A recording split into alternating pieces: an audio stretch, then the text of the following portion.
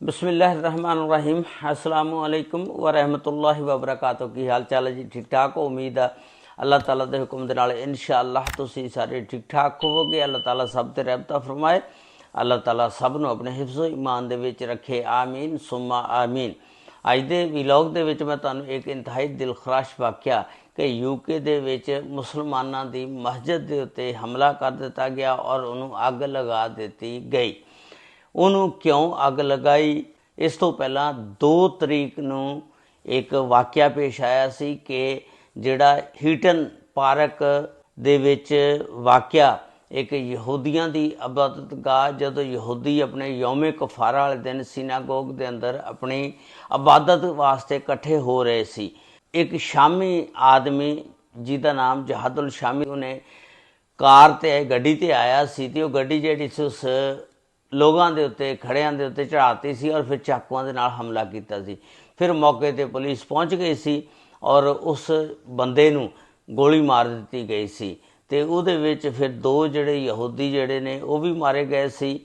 ਤੇ ਉਸ ਦੇ ਰੱਦੇ ਅਮਲ ਦੇ ਵਿੱਚ ਪਤਾ ਨਹੀਂ ਇਹ ਵਾਕਿਆ ਜਿਹੜਾ ਮੁਸਲਮਾਨਾਂ ਦੀ ਮਸਜਿਦ ਦੇ ਉੱਤੇ ਹੋਇਆ, ਇਹ ਜਿਹੜਾ ਵਾਕਿਆ ਆ ਹਫ਼ਤੇ ਵਾਲੇ ਦਿਨ ਦਾ ਵਾਕਿਆ ਆ, ਯਾਨੀ 4 ਤਰੀਕ ਨੂੰ ਇਸ਼ਾ ਦੀ ਨਮਾਜ਼ ਤੋਂ ਬਾਅਦ ਵਾਕਿਆ ਪੇਸ਼ ਆਇਆ। और कुछ लोग आए ने ते आके उन्होंने मस्जिद के दरवाजे के उत्ते कोई कैमिकल सुटिया, कोई पेट्रोल वगैरह कोई चीज़ भी सुटी, उन्होंने अग ला दी गई। उसकी मुकम्मल तफसीलात कि ये की नुकसानात होया, किने ये वाक़या किया ते और पुलिस ने फिर की किया, उसकी मुकम्मल तफसीलात अज की इस वीडियो दे विच मैं तुहानूं दसांगा।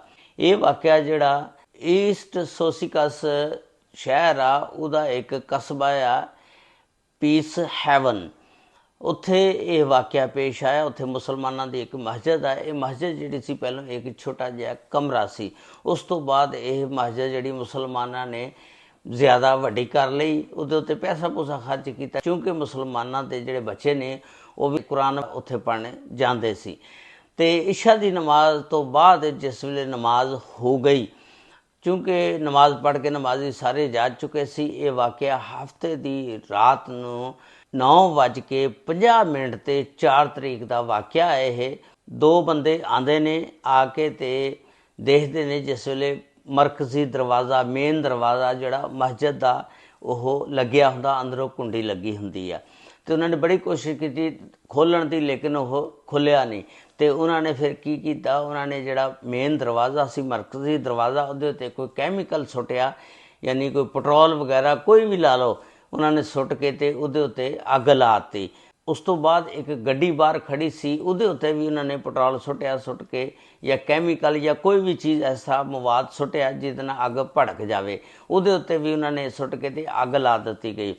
तो अंदर जिहड़े 2 बंदे बैठे सी चाह पी रहे सी, वो दोनों बंदे जिहड़े सी मस्जिद की इंतजामिया के बंदे सी, कोई चेयरमैन होएगा, नाल एक होर बंदा होएगा, वो अंदर बैठे चाह पी रहे सी। जिस वेले वो दसदे ने कि असीं धमाके की आवाज़ सुनी, असीं पिछले रस्ते तो हो के मस्जिद के बाहर फटाफट निकले, तो जिस वेले ये धमाका होया, लोगों नूं जिहड़ी सी फायर अलार्म जिहड़े ने वो वजने शुरू हो गए। जिस वेले वजने शुरू हो गए, लोग जिहड़े आस पास दे सी सारे उत्थे इकट्ठे हो गए।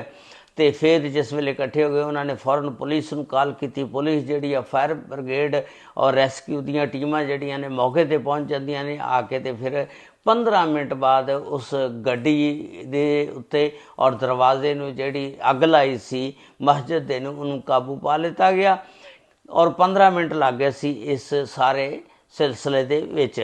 तो दसदे ने कि मस्जिद नूं शदीद नुकसान दीवारां नूं पहुंचिया, दरवाज़ा जिहड़ा जल के राख हो गया। उस तो इलावा बाकी कोई जानी नुकसान नहीं होया क्योंकि अंदर कोई नहीं सी बंदा बैठा, 2 बंदे बैठे सी, वो भी पिछले दरवाजे थाने निकल के बाहर आ गए और वो बिल्कुल सही सलामत ने। उस तो बाद पुलिस जिहड़ी आ वो मौके ते पहुंच जांदी आ, आके ऐनी शाहिदीन कोलों पुछदी आ, ते लेकिन ऐनी शाहिदीन दे मुताबिक कोई भी जानी नुकसान नहीं होया। लेकिन एक गड्डी और मस्जिद का मरकजी दरवाज़ा और सीढ़ियाँ जिहदे उत्तों गुजर के नमाजी जाते सी, उन्होंने अग उन्होंने कैमिकल वगैरह सुट के ला दी सी। उस तो बाद पुलिस ने फिर CCTV कैमरा जिहड़ा ਮਰਕਜ਼ੀ ਦਰਵਾਜ਼ੇ ਦੇ ਉੱਤੇ, ਮੇਨ ਦਰਵਾਜ਼ੇ ਦੇ ਉੱਤੇ ਲੱਗੇ ਅਸੀਂ ਮਸਜਿਦ ਦੇ, ਉਹਨੂੰ ਚੈੱਕ ਕੀਤਾ, ਉਹਦੇ ਵਿੱਚ 2 ਹਮਲਾ ਆਵਰ ਜਿਹੜੇ ਸਾਫ਼ ਜ਼ਾਹਰ ਹੋ ਰਹੇ ਸੀ। ਤੇ ਇੱਕ ਹਮਲਾ ਆਵਰ ਜਿਹੜਾ ਸੀ ਉਹਨੇ ਬਲੈਕ ਰੰਗ ਦੀ ਜੈਕਟ ਪਾਈ ਹੋਈ ਸੀ ਔਰ ਬਲੈਕ ਰੰਗ ਦਾ ਮਾਸਕ ਲਾਇਆ ਹੋਇਆ ਸੀ। ਉਸ ਜੈਕਟ ਦੇ ਉੱਤੇ ਪ੍ਰੋ ਲੰਡਨ ਦਾ ਲੋਗੋ ਲੱਗਾ ਹੋਇਆ ਸੀ। ਦੂਸਰਾ ਜਿਹੜਾ ਬੰਦਾ ਸੀ ਉਹਨੇ ਸੁਰਖ ਰੰਗ ਦੇ ਦਸਤਾਨੇ ਪਾਏ ਸੀ ਔਰ ਫਿਰ ਪੁਲਿਸ ਜਿਹੜੀ ਆ ਉਸ ਪ੍ਰੋ ਲੰਡਨ ਦਾ ਜਿਹੜਾ ਲੋਗੋ ਲੱਗਾ ਹੋਇਆ ਸੀ ਉਹਦੀ ਵਜ੍ਹਾ ਦੇ ਨਾਲ ਔਰ ਜਿਹੜੇ ਦਸਤਾਨੇ ਪਾਏ ਸੀ ਉਹਦੀ ਵਜ੍ਹਾ ਦੇ ਨਾਲ ਉਹ ਮੁਜਰਮਾਂ ਤੱਕ ਪਹੁੰਚਣੇ 'ਚ ਕਾਮਯਾਬ ਹੋ ਗਈ ਆ।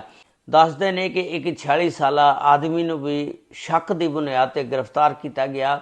ਹਜੇ ਤੱਕ ਕੋਈ ਵਾਜ਼ੇ ਸਬੂਤ ਸਾਹਮਣੇ ਨਹੀਂ ਆਇਆ ਕਿ ਇਹਦੇ ਪਿੱਛੇ ਕਿਸ ਤਨਜ਼ੀਮ ਦਾ ਹੱਥ ਆ। ਉਸ ਤੋਂ ਬਾਅਦ ਫਿਰ ਸ਼ਬਾਨਾ ਮਹਿਮੂਦ ਜਿਹੜੀ ਆ ਹੋਮ ਸੈਕਟਰੀ, ਉਹਦਾ ਬਿਆਨ ਆਇਆ ਕਿ ਇਹ ਲੋਕ ਜਿਹੜੇ ਨੇ ਬਰਤਾਨੀਆ ਦੇ ਵਿੱਚ ਇੰਤਸ਼ਾਰ ਫੈਲਾਉਣਾ ਚਾਹੁੰਦੇ ਨੇ।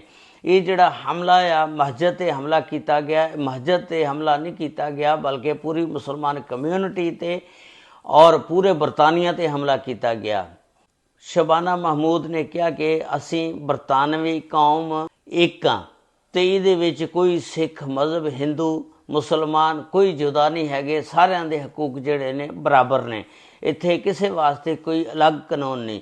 ਅਤੇ ਉਸ ਤੋਂ ਬਾਅਦ ਉਹਨਾਂ ਨੇ ਮਜ਼ੀਦ ਇਬਾਦਤ ਗਾਹ ਦੀ ਜਿਹੜੀ ਸਿਕਿਉਰਟੀ ਹੈ ਨਾ, ਜਿੱਥੇ ਵੀ ਕੋਈ ਇਬਾਦਤ ਕਰਦਾ, ਖਾਸ ਕਰ ਪਾਕਿਸਤਾਨੀਆਂ ਦੀ ਮਸਜਿਦ ਦੇ ਬਾਹਰ ਜਿਸ ਵੇਲੇ ਨਮਾਜ਼ ਹੁੰਦੀ ਆ, ਉਹਨਾਂ ਨੇ ਮਸਜਿਦਾਂ ਦੇ ਅੱਗੇ ਪੁਲਿਸ ਜਿਹੜੀ ਆ ਉਹਦੀ ਨਫਰੀ बढ़ा दी है, ज़्यादा कर दी है ताकि ਜਿਹੜੇ ਨਮਾਜ਼ੀ ਨੇ ਸਕੂਨ ਦੇ ਨਾਲ ਨਮਾਜ਼ ਪੜ੍ਹ ਸਕਣ, ਐਸਾ ਕੋਈ ਵਾਕਿਆ ਪੇਸ਼ ਨਾ ਆਵੇ।